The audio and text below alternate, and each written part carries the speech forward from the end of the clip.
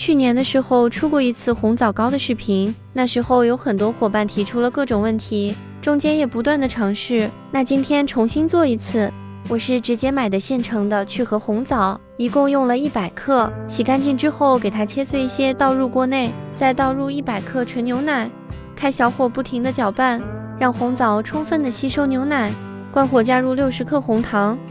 利用锅内的余温让红糖充分的融化，最后就是这种比较粘稠的状态，放一边晾凉。碗内打入5个鸡蛋，容器一定要无油无水的。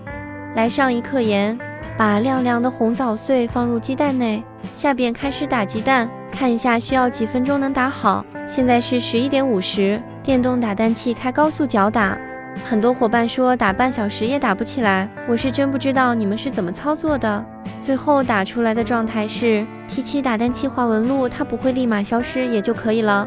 再来看一下时间11点57，一共是用了6分钟，所以搅打好这个鸡蛋是不会超过10分钟的。再来125克低筋面粉和3克泡打粉，给它们过一下筛。这一次我是没有加小苏打的，用铲子以翻拌或者是切拌的方法给它拌匀。等看不到干粉了，加入55克玉米油，继续翻拌均匀就可以了。我今天用的是长方形的9蒜，模具底下可以放1张油纸。把面糊倒入模具内，这个面糊的量刚刚好，不多不少。拿起来震几下，震出里边的大气泡，最后再从表面撒上一点白芝麻就可以了。芝麻生的、熟的都可以。